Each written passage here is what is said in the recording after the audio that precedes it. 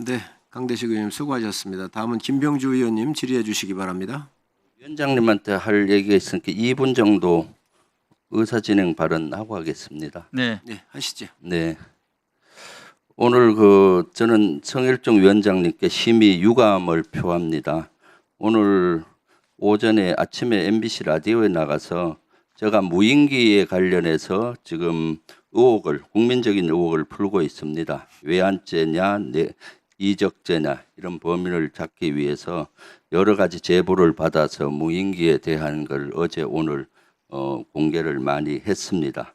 그런 저를 보고 성 위원장은 김 의원은 12.3 비상계엄과 관련해서 윤석열 전 대통령 등을 외환죄로 엮으려고 하는데 군을 정치에 이용해서는 안 된다. 마치 제가 이렇게 진실을 밝히는 것이 정치에 이용하는 걸로 보고 있고요. 그거에서 더해서 사성장군 출신이라는 사람이 그것도 국방위원이 이렇게 하는 것에 대해서는 이적죄다. 있을 수 없는 일이라고 얘기를 했습니다. 존경하는 한기호 님이 역사 앞에 죄인이 되지 말라고 했는데 이것은 사실은 보통적인 드론사의 작전 활동은 저는 공개한 적이 없습니다.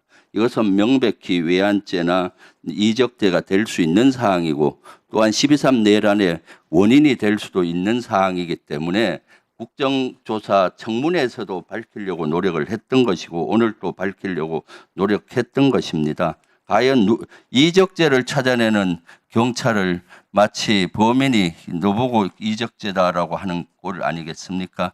성일종 위원장은 과연 국방위원장 자격이 있는 겁니까? 그 자리에 있을 수 있는 겁니까? 12.3 내란이 났을 때 해제 결의에 참가했습니까? 또한 이러한 내란 수계를 탄핵 소추안할 때 탄성했습니까? 역사 앞에 부끄럽지 않습니까? 사죄하십시오. 만약에 사죄하지 못하고 이것이 주관이라면은 당장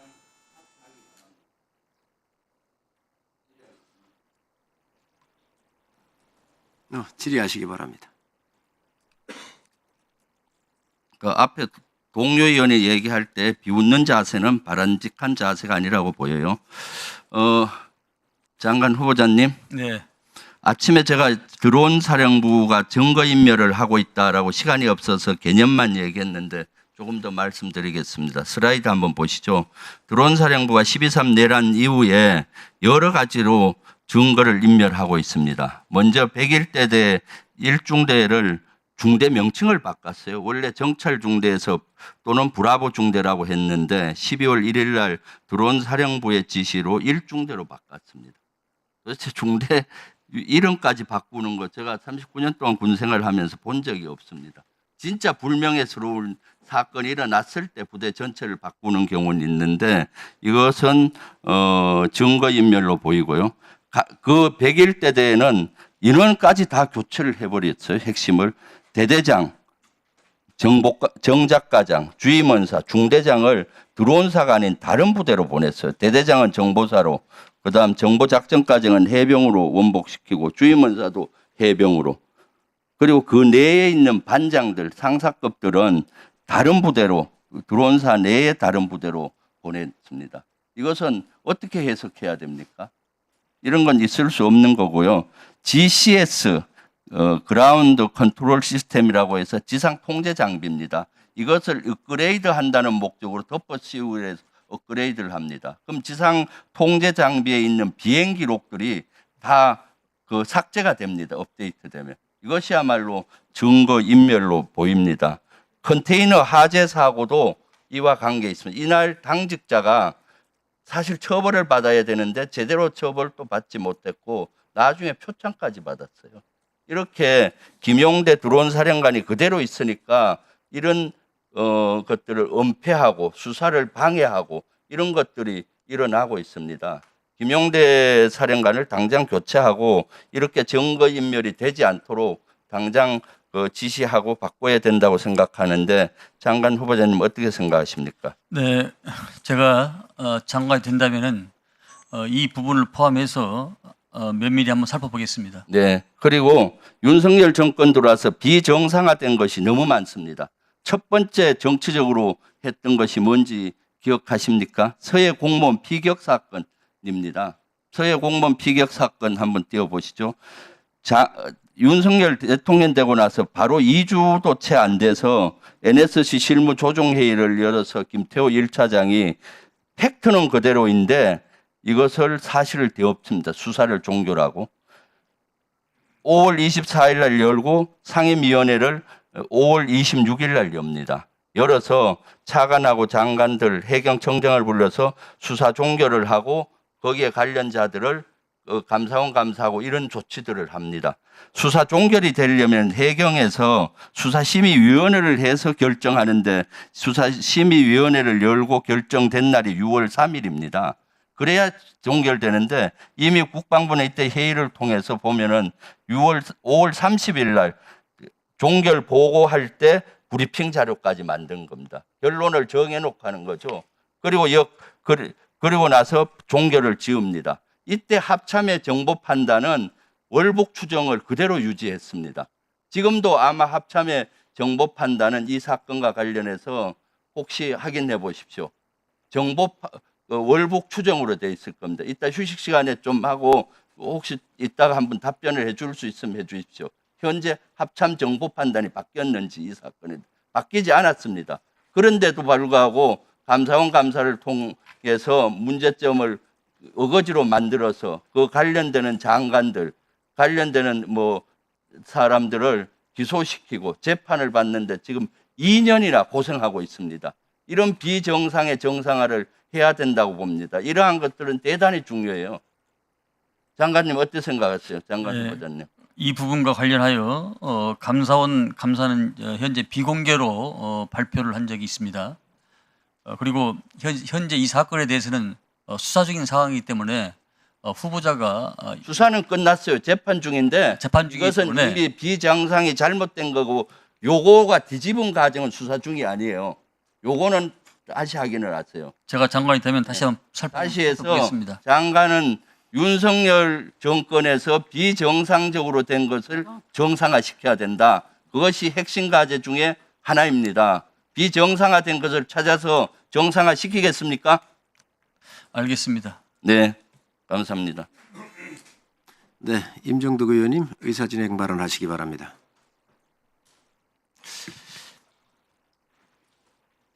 김병주 의원이 지금 말도 안 되는 정치적 발언을 아주 천연덕스럽게 반복을 하고 있습니다.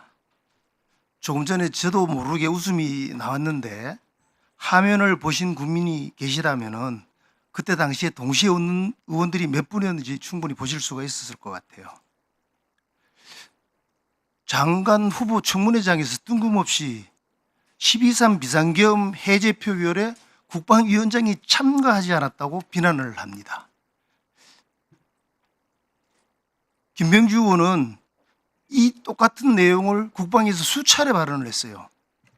문제는 뭐냐 하면 당시 12월 3일 여야 국방위 위원들이 일본에 있는 유엔사 후방기지를 방문하고 있었습니다.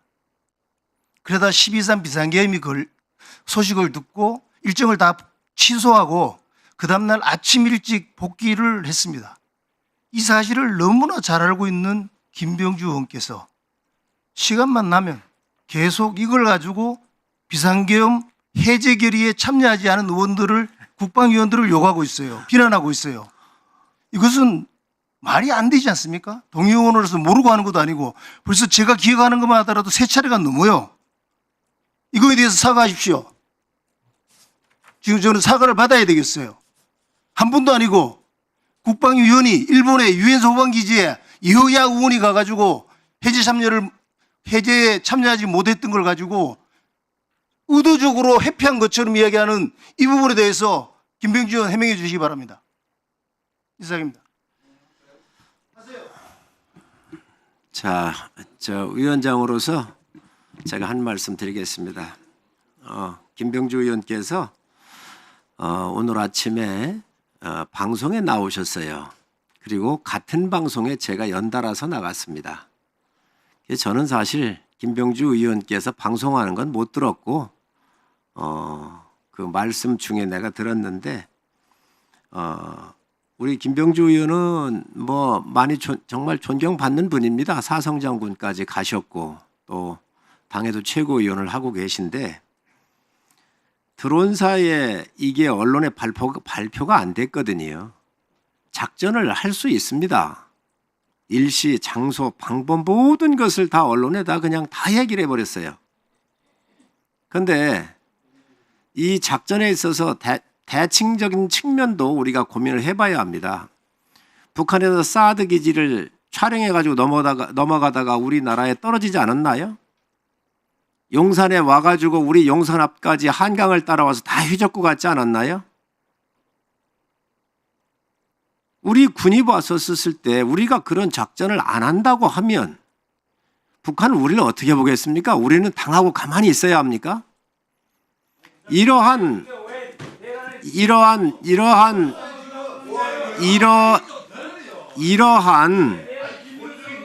군 작전에 대해서 이런 작전에 대해서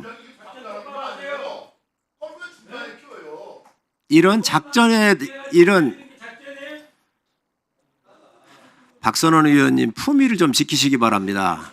응? 품위를 좀 지키시기 바랍니다. 이러한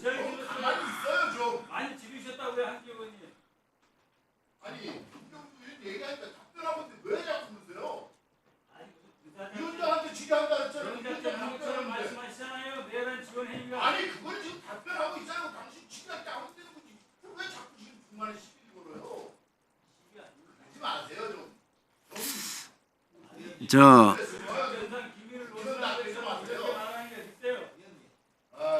박선원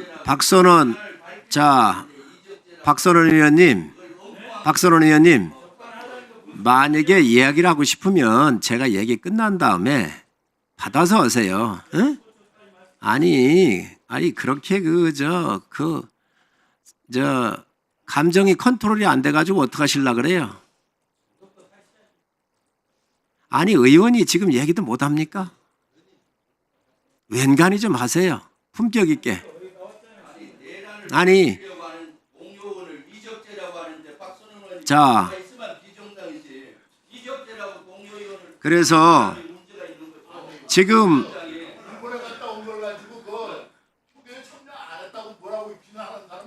자 위원장한테 얘기한 겁니다. 아니 나도 같이 갔다 왔잖아. 국회 탄핵할 때 왜 찬성 못했어요 그러면? 아니 무슨 소리 하는 거야 지금? 얘기한 거 아닙니까? 뭘 반말을 언제 반말을 강요가 아니라 아니, 위원장 역사에 청구해요? 제한이 되지 말하면서요. 위원장 저는 청구하냐고. 개인적으로 탄핵 소추안에 찬성을 안 하신 국회의원들 아니, 저 역사의 누가 개인이라고 봅니다. 대란 앞에 어떻게 탄핵 소추에 누가 내란이라네요? 대란이 마음대로 하지 말아요. 역사 앞에 죄인이 되지 그러지 마세요. 아이고 참. 김병주 의원님. 2.3 내란 세상에 혼자 사는 거 아니에요? 윤석열 내란 속에 흔드는 것 역사의 죄인이 됩니다. 그리고 내란을 제대로 밝히려고 하는 공효원에게 그것도 국방위원장이 공효원에게 이적죄라고 어떻게 이적됩니까? 아니 비밀 내용을 전부 다 공개하니까 얘기하는 거 아니에요? 비밀이에요. 국정조사 청문회에서 이미 밝혔던 것들고 그 확인된 사항을 얘기한 겁니다. 내란을 밝히는 것이 이적죄입니까? 이것이 정상적인 드론 작전이에요? 아니, 드론 작전에 대해서 제가 정상적인 거 분위기가 한 분이라도 공개한 적이 우리 있습니까? 서울을 들어와서 휘젓고 다니니까 보낼 수 있는 거 아니냐고 위원장이 대답하잖아요. 이적죄라고 한 겁니다. 이적죄. 뭐가 문제야? 정확히 보고 얘기하세요. 뭐가 한겨울은 문제야? 그 얘기도 안 듣고 왜 하세요? 정확히 보세요. 다 같이 앉아서 들었잖아요. 뭘 안 들어요, 안 듣기는. 이적죄. 그런 내란을 얘기 밝히는 게 이적죄입니까, 한 의원님? 비밀을 만들고 공개하니까 얘기하는 거 아니에요? 비밀 위원장이? 공개가 아닙니다. 이미 안 그것은 돼요. 범죄입니다. 범죄를 공개한 겁니다. 내란 전쟁을 일으키는 김병- 범죄를 저지르고 저는 공개하세요. 때문에 한 거죠. 정의합시다. 이렇게 못하겠어. 무슨 이적죄를 내란을 밝히는 사람을 이적죄라고 하는 그러니까 자 김병주 김병주 의원님 그만하시지요? 노출하니까 이정저정 한거 아닙니까?